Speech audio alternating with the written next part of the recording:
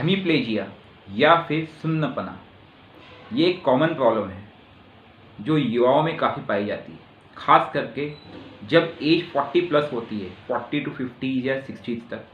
इसमें ये एक कॉमन प्रॉब्लम है और महिलाओं में बहुत ज़्यादा है। इसके कई कारण हैं, अनियमित खान पान या अनियमित हैबिट्स, जैसे कई बार हम बैठ के बहुत देर तक काम करते हैं या एक्सरसाइज ना करना और भोजन में पोषक तत्वों का ना होना।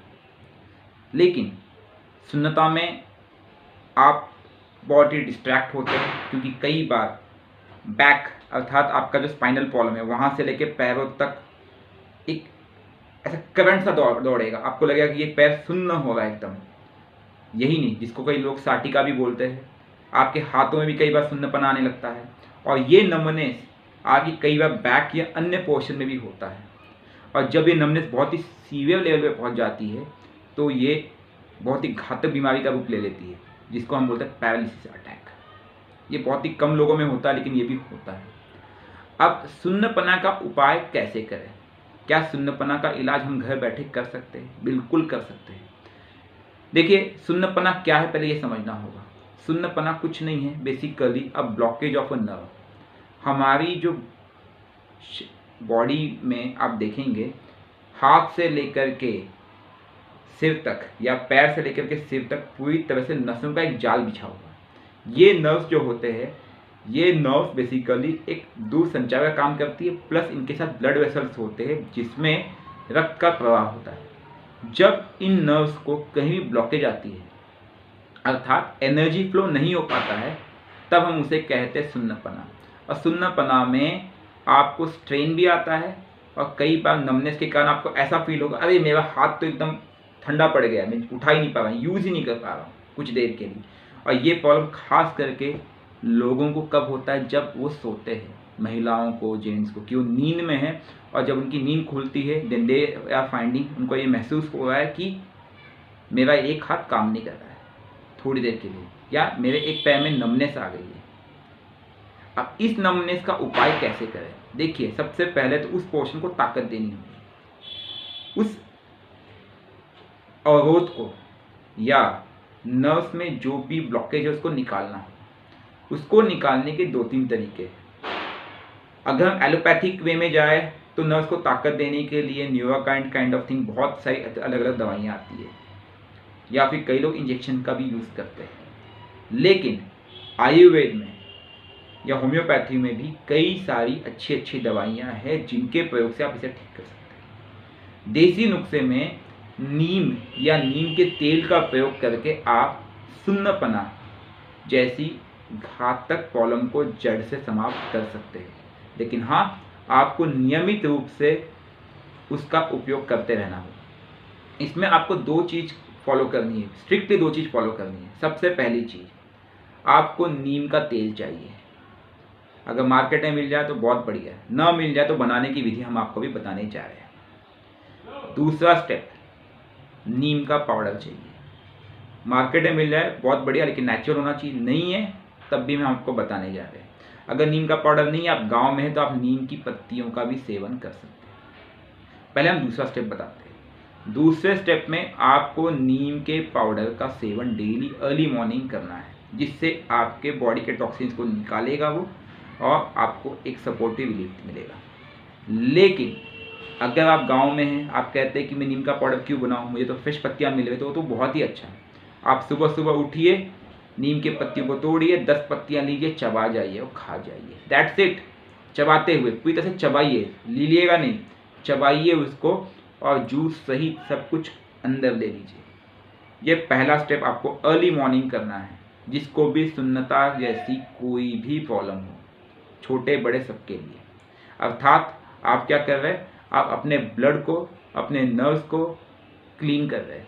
जब आपका ब्लड क्लीन होगा तो टॉक्सिन नहीं होंगे, तो सुन्नता बढ़ेगी नहीं, और जो पहले के टॉक्सिन है वो भी निकलते जाएंगे। तो सबसे पहला काम है आपको अंदर से उपचार करना है।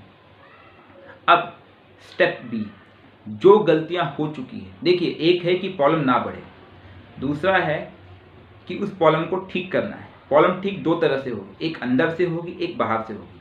अंदर से करने के लिए आपने क्या किया? नीम के पाउडर को आपने लिया गुनगुने पानी के साथ या फिर नीम की पत्तियां आपने चबा ली, ठीक है।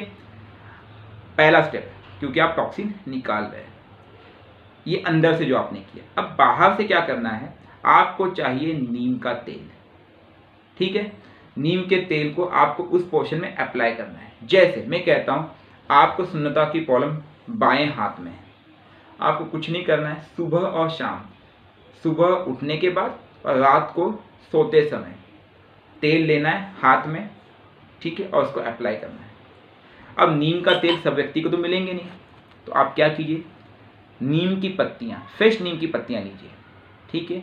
नीम की पत्तियाँ लीजिए, उसको पीसिए, उससे जो लिक्विड निकलेगा वो लिक्विड, जितनी मात्रा में वो लिक्विड है उतनी ही मात्रा में सरसों का तेल मिला दीजिए। बिल्कुल सरसों का तेल बहुत ही इफेक्टिव है, नारियल तेल भी चल जाएगा, कोई दिक्कत नहीं, बट सरसों का तेल ज़्यादा इफेक्टिव लगता है मुझे, ठीक है। आप इन दोनों तेल को मिक्स कीजिए और इस तेल को आप अप्लाई कीजिए हल्का सा गुनगुना करके, हल्का सा गर्म, क्योंकि देखिए जब वो हीट होगा तो वो एब्जॉर्ब करेगा स्किन में, वो अंदर नर्व तक जाएगा, ठंडा होगा तो नहीं जाएगा।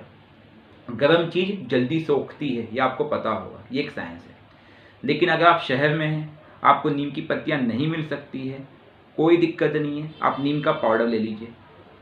नीम के पाउडर बनाने की विधि मैंने आपको पहले कई बार बताई है, और नीम का पाउडर बनाने की विधि हमने डिस्क्रिप्शन में नीचे डाल रखा है, आप उसका उपयोग कर सकते हैं। ये नीम का पाउडर बनाने का बहुत ही कॉमन टेक्निक है, बहुत ही ईजी टेक्निक है, कोई दिक्कत नहीं। नीम के पत्तों को सुखा के कैसे बनाना है।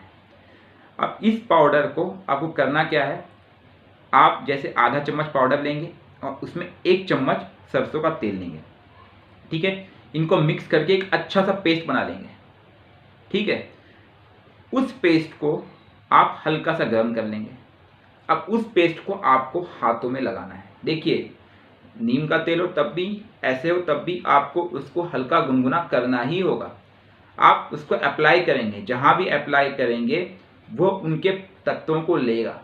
नीम में antibacterial, anti fungal, antiseptic, antibiotic properties होती है, ये मैंने आपको कई बार बताया है। इस कारण से क्या होगा, प्लस इसमें कई पोषक तत्व होते हैं, ये आपके नर्व्स को ताकत देगा, ऊर्जा देगा, और जो प्रॉब्लम अवरोध उत्पन्न हुआ है उसको जड़ से समाप्त करने के लिए आपको सहयोग देगा। आप यकीन मानिए, आप एक बार मालिश करेंगे आपको पूरी तरह से रिलीफ महसूस होने लगेगा।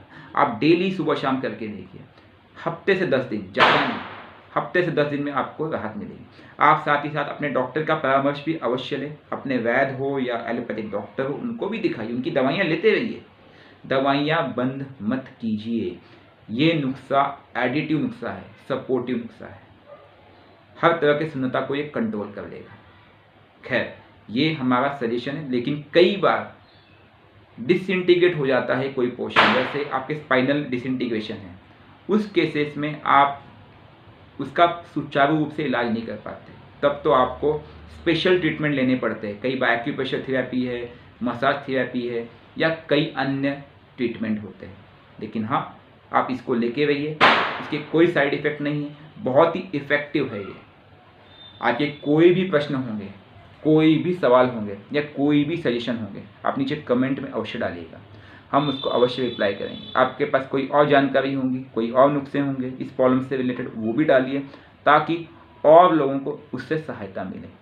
हमारे इस वीडियो को प्लीज़ लाइक करें, शेयर करें और चैनल को सब्सक्राइब करना ना भूलिएगा मित्रों। धन्यवाद। जय हिंद, जय भारत।